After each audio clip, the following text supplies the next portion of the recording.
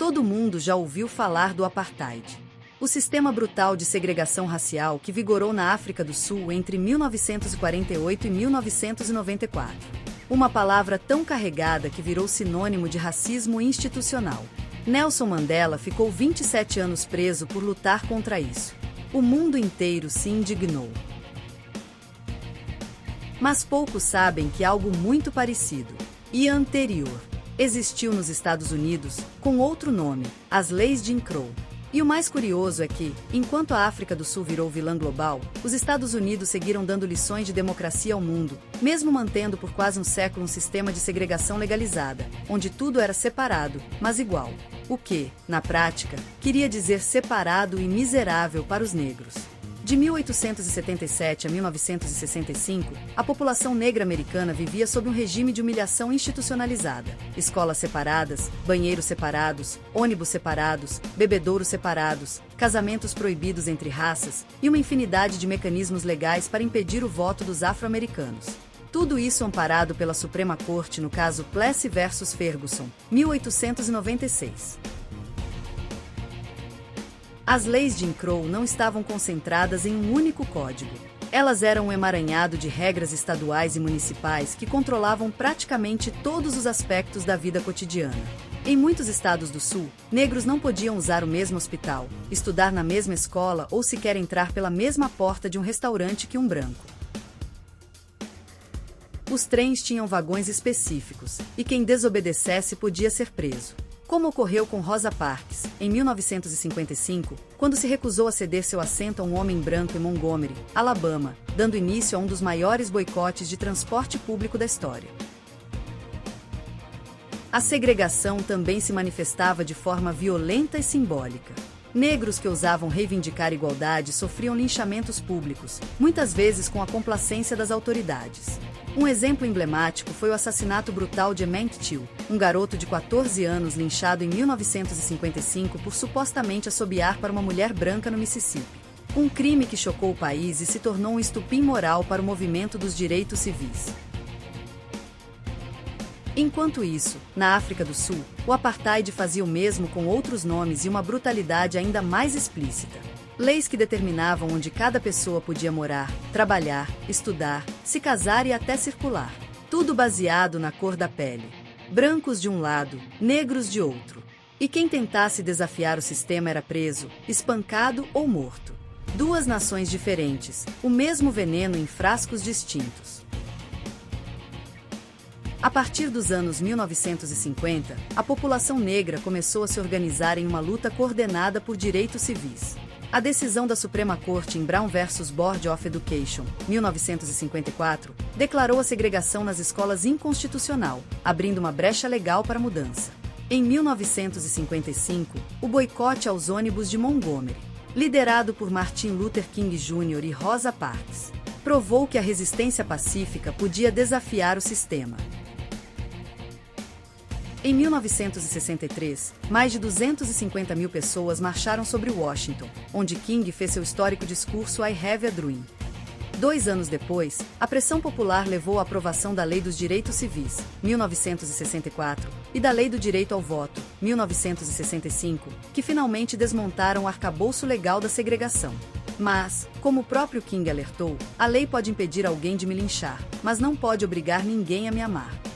Mesmo após sua queda formal, o legado de Jim Crow sobreviveu em novas formas: disparidades econômicas, encarceramento em massa, violência policial e racismo estrutural que seguem até hoje.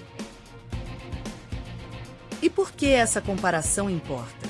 Porque, às vezes, parece que há quem adore contar as tragédias do Brasil como se fossemos uma aberração isolada da história humana. Gente que aponta o dedo com aquela superioridade moral de quem acredita que só aqui houve escravidão, atraso e violência.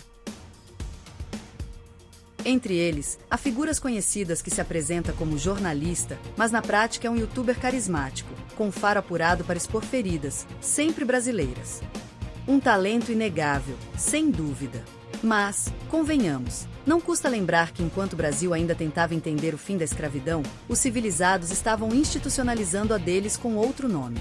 É curioso como ele, e tantos outros, Fala da escravidão no Brasil como se fosse uma exclusividade tropical, um pecado original que o resto do planeta não cometeu. Mas raramente o vemos citar Jim Crow, apartheid ou o colonialismo europeu na África e na Ásia, que matou milhões. Parece que a culpa só é divertida quando tem samba e feijoada no pano de fundo. Talvez o problema não seja o Brasil ser atrasado. Talvez o problema seja o olhar seletivo de quem prefere rir da própria miséria a encarar o fato de que o racismo, a exploração e a hipocrisia são heranças universais, e não produtos exclusivos da terra de Cabral. Então, antes de chamar o Brasil de aberração histórica, vale lembrar. E, como diria o carismático youtuber, decora as datas. Mesmo após o fim formal e tardia da escravidão no Brasil, o resto do mundo continuou praticando outras formas de segregação e exploração. Os Estados Unidos aboliram a escravidão em 1865, mas logo depois instituíram as Leis de Jim Crow, de 1876 a 1965, que impuseram segregação racial por quase um século. O Brasil aboliu a escravidão em 1888 e, embora o racismo estrutural tenha persistido, a Constituição de 1891 já não previa segregação legal entre brancos e negros. Enquanto a África do Sul vivia o apartheid, de 1948 a 1994, o Brasil já elegia deputados negros e mantinha escolas mistas desde as primeiras décadas do século XX. E, no fim das contas, o racismo ainda é global. Só muda o idioma com que ele se disfarça. E já que mencionamos as leis de Jim Crow, vale entender de onde veio esse nome. Porque antes de ser um conjunto de normas racistas, Jim Crow foi literalmente um personagem inventado para rir dos negros. O símbolo da segregação americana nasceu no palco, antes de chegar às leis. Jim Crow não foi uma pessoa real, e muito menos o autor das leis que levaram seu nome. Na verdade, Jim Crow era um personagem de teatro, uma criação racista que, ironicamente, acabou dando nome a um dos períodos mais vergonhosos da história dos Estados Unidos. Por volta de 1830, um ator branco chamado Thomas Dartmouth Rice criou e popularizou, nos palcos dos chamados minstrel shows, uma figura caricata chamada Jim Crow. Esses espetáculos eram extremamente populares na época, e também profundamente ofensivos. Neles, atores brancos pintavam o rosto de preto, prática conhecida como blackface, e representavam os negros como seres preguiçosos, tolos e desajeitados. O personagem Jim Crow usava roupas rasgadas, dançava de forma grotesca e falava de modo caricatural. Era uma espécie de palhaço negro inventado para fazer o público branco rir e, ao mesmo tempo, reforçar a ideia de que os afro-americanos eram naturalmente inferiores. A canção Jump Jim Crow, interpretada por Rice, se tornou um enorme sucesso, espalhando o nome e o estereótipo por todo o país. Com o tempo, o nome Jim Crow deixou de ser apenas o de um personagem de teatro e passou a ser um termo pejorativo para se referir aos negros. Décadas depois, no final do século XIX, quando os estados do sul dos Estados Unidos começaram a aprovar uma série de leis para restringir os direitos dos negros libertos e recriar a segregação racial por via legal, o termo Leis Jim Crow passou a designar esse novo sistema institucional de racismo. Entre 1877 e 1964, as leis Jim Crow impuseram a separação entre brancos e negros em praticamente todos os aspectos da vida pública: escolas, transportes, banheiros, restaurantes, tribunais, hospitais, praias e até cemitérios. Tudo em nome da doutrina de separados, mas iguais, uma ironia cruel. Porque, na prática, nada era igual. O sistema Jim Crow é um exemplo brutal de como o racismo, antes sustentado pela escravidão, não desapareceu com a abolição.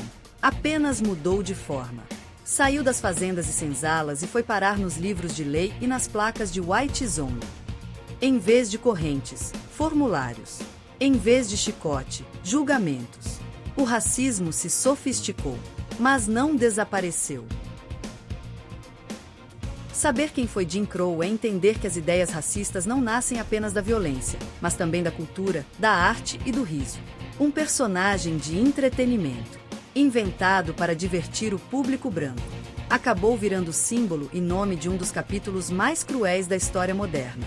O que começou como piada, terminou como política de Estado. Se você curtiu o vídeo, compartilha com os amigos para ajudar o canal a crescer.